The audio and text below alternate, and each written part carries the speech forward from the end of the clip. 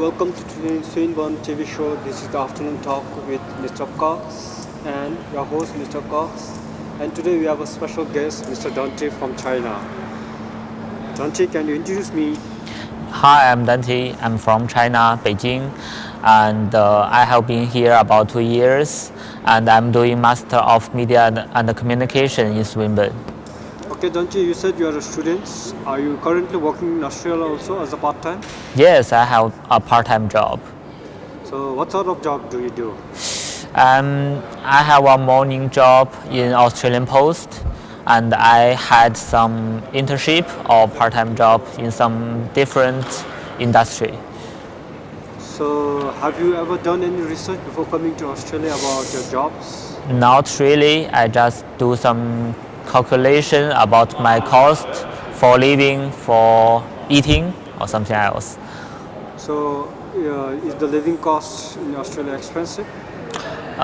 Yes. Yeah, it's really expensive, so much higher than in China. So that means because of the higher living expenses in Australia, you're forced to work even though you're a student. Yes, I have to. What's the minimum wage? Are you aware of the minimum wage that you're supposed to get when you work in Australia? I'm not so sure, but I heard it from my friend that he told me that I should get about maybe 18 or 20 for an hour. So if you're not being paid the minimum wage of Australian government, do you know what are your rights if you're underpaid? I don't know my right, but if I know, I think I can do nothing because I'm not familiar with the system in Australia. I don't know what I can do. So you're not comfortable with the systems.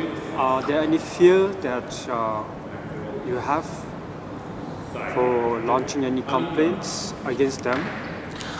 In fact, I feel comfortable with the system because not because I'm protected, because there is a rule, but I just don't know how to use it, how to protect myself by it. So how many hours do you work in a week? About 10 or 15 hours. 10 hours, 15 hours? Yes.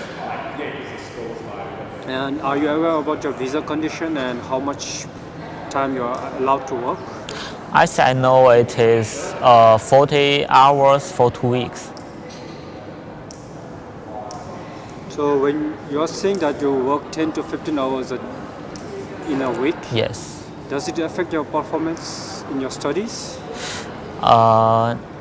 Yes, a little bit. Because I have to work in the morning, that means I can't stay awake at night. And when I finish my job, I have to rush to the library and finish my assignments. It's kind of annoying. So don't you just tell me how much they are paying you per hour?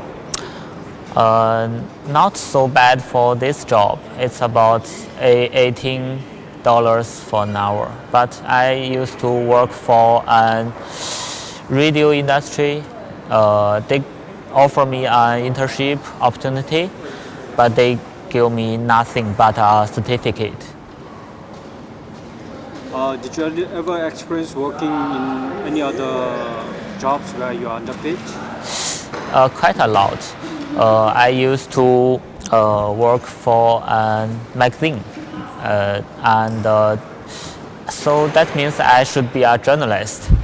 I take photos, but they just pay me $50 for an article, no matter how much time I spend.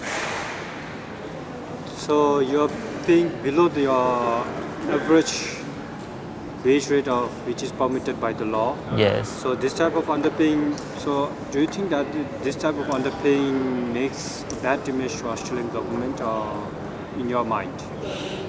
Yes, it is, but I think I have to accept it because I can't get any support from others. Yes, maybe citizens has working union or some other association could help them, but we don't have. So you are telling me you are not aware about the International Student Council, where if you have any grievances, where you can address it. Yeah, I don't know how to. Okay. So what are your suggestions that you would like to give to the Australian government to improve this system? I think they have already have a good system, but just nobody to proceed it. Nobody do anything to make it work. So I think the government should tell us, make some workshop to tell the international students how to protect themselves from the bad employers. Yeah, Okay, thank you so much, Dante. thank you.